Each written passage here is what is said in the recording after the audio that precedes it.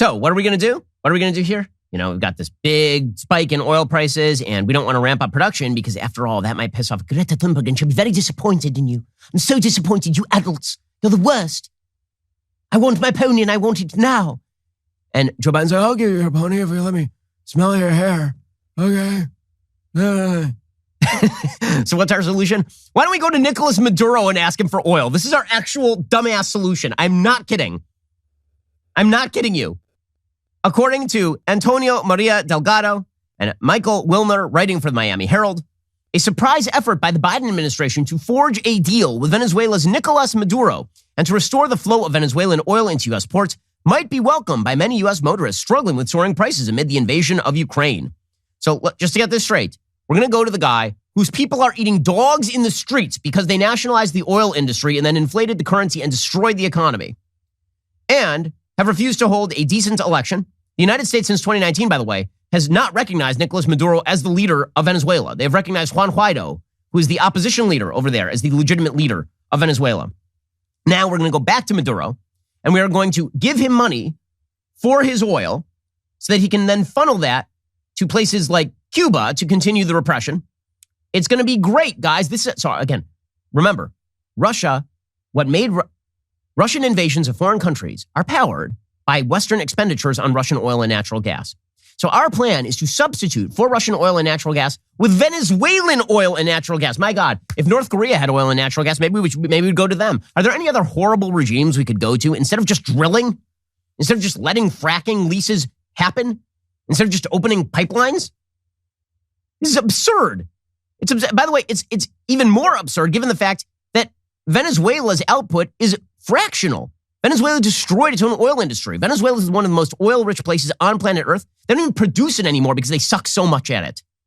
According to the Wall Street Journal, even as the U.S. considers lifting sanctions so Venezuela gets oil flowing, the reality is that the country's oil sector is ill-prepared to start churning out more crude and lower fast-rising oil prices amid the Ukraine war. Years of mismanagement, corruption, and nationalization of oil ventures caused Venezuela's oil industry, which in the 1990s produced 3.2 million barrels a day, to crash by 2020 when output fell to just 1/10 of what it had been. Production has now more than doubled to about 800,000 barrels a day. That is less than 1% of the 100 million barrels dozens of countries produce worldwide daily. People who work in or are familiar with the oil industry in Venezuela describe a sector that is a shadow of what it once was when the country was one of the 4 main exporters of oil to the United States. Rusted and frequently damaged oil pipelines carry a fraction of the crude they once could. Rigs that once dotted the landscape in the country's oil-rich sectors have gone quiet. Looters break into oil installations to steal everything from pumps to compressors to fencing and metal to be sold as scrap. The country's mammoth but decrepit refineries, though more active than they were 2 years ago, still process a minimal proportion of the crude they refined in the 1990s. The Amoy refinery processed about 168,000 barrels of crude daily in 2021. That is down from 570,000 barrels a day in 1998. And Venezuela was never able to replace the thousands of highly trained oil engineers, executives, and workers who were purged from the state oil company, the PDVSA, or fled into exile as the regime grew increasingly authoritarian. Venezuela's oil industry is in intensive therapy, said Ivan Freitas, the exiled general secretary of the Oil Workers Union in Venezuela's Falcon state, which includes Amoy. In Venezuela, you have to build from scratch what has been destroyed. So, the plan of this administration is don't open up the oil leases, don't open up Keystone XL, don't ramp up production.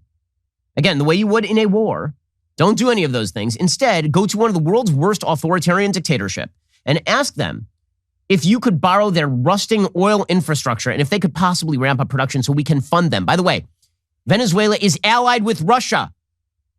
Venezuela has been openly allied with Vladimir Putin for years. Putin uses Venezuela as a base of operations in South America. This is insanity.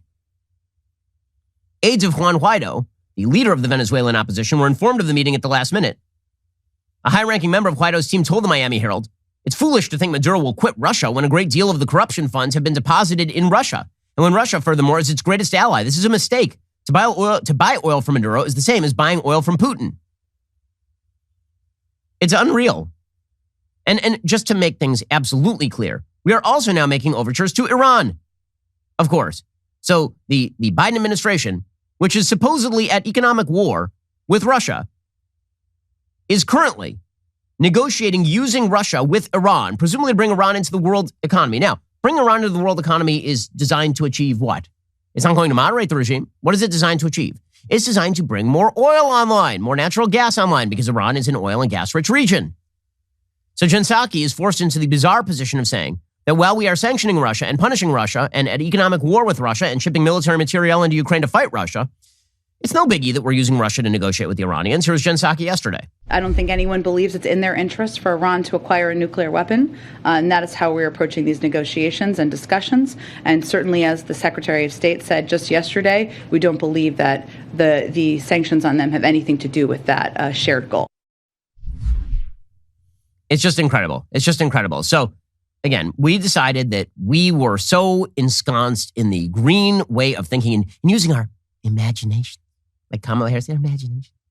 We decided we were going to do that. The problem with imagination is someone's got to foot the bills. And it turns out that the way that the West has been footing the bills, particularly in Europe, has been Russian oil and natural gas. In the United States, right now, when hit with high oil prices, we've decided that our solution is to go to more of the world's worst people and to ask them for their help. And you, meanwhile, will be paying for our transition to green energy that is not nearly as effective or ready for prime time as the left claims that it is. But maybe we can use the power of imagination. All you have to do is come down into the sewer for the red balloon. Who's got two thumbs and wants you to like and subscribe?